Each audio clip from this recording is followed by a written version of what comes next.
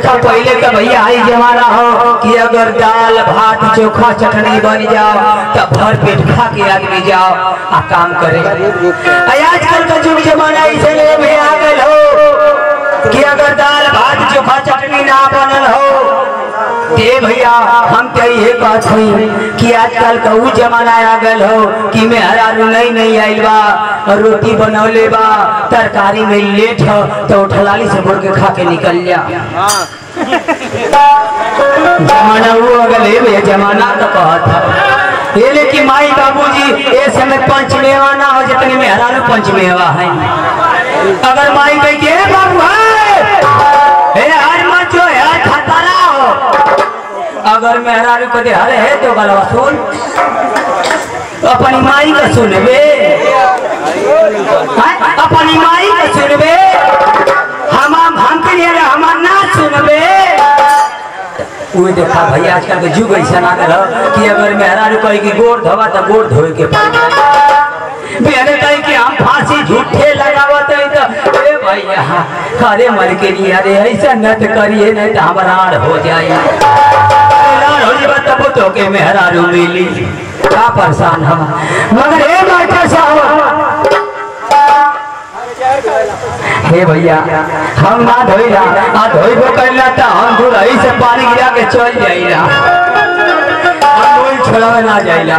मगर तनी ध्यान रखाए मास्टर साहब देखाए भैया गीत एक से चलल हो हमरे मलकिन जी आए लोग तीन जानी बड़ा बढ़िया गीत गोले बड़ा निक लगल मगर एगो हम गीत गाता तीन ये मास्टर साहब कैसे गाओ थे ये मास्टर साहब ओहो ये गीत गाओ थे अरे जब नहीं जब ससुरा गई अरे 9 बजे दिया तो लोग बताए संगे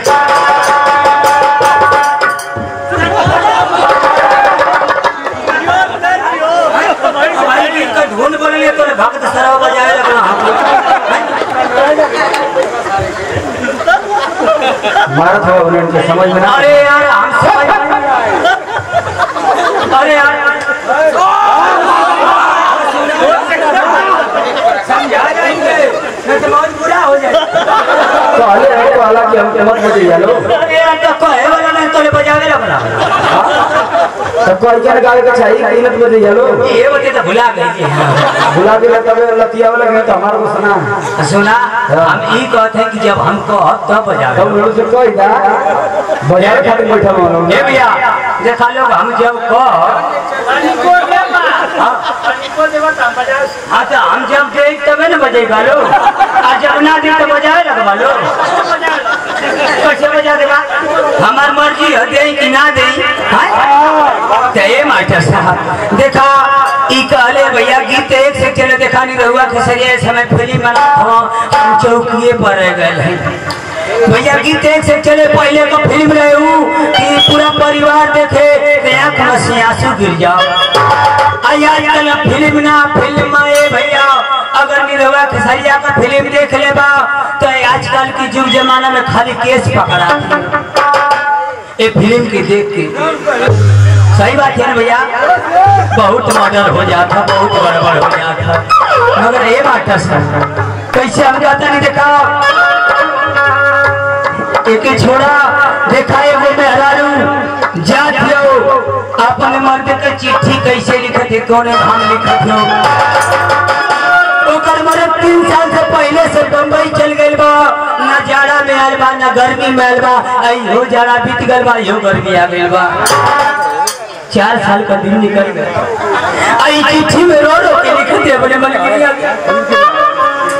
कि हम अपने मर्द के कैसे लिखत नहीं है मास्टर साहब कैसे लिखा दिया हाय हाय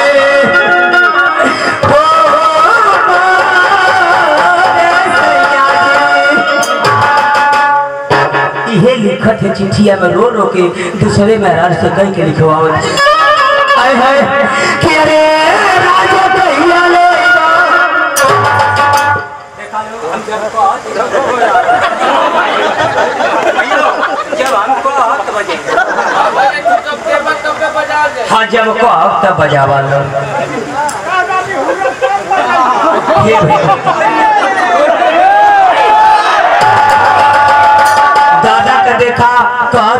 हम पहले हुलो नहीं अब तू हुलोवा तो बजइए लोग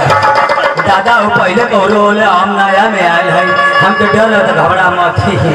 तेरे के हम रतिया भर करीला मगर ए माता सा देखा लो जब हम कहत होते बजावल कि अरे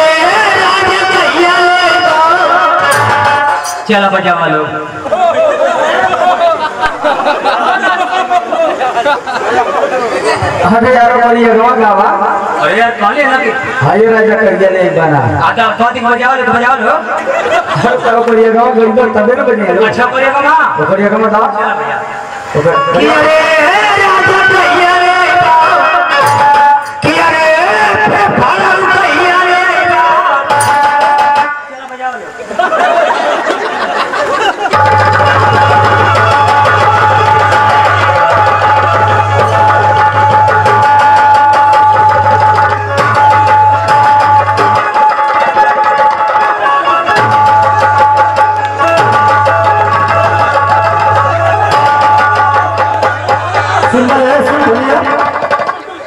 ज्यादा बड़ा देर से करे जाए सुन लिया ऐसे तो बेटो हाथ रहने के हिसाब से सुन लइकवन के आवे लगी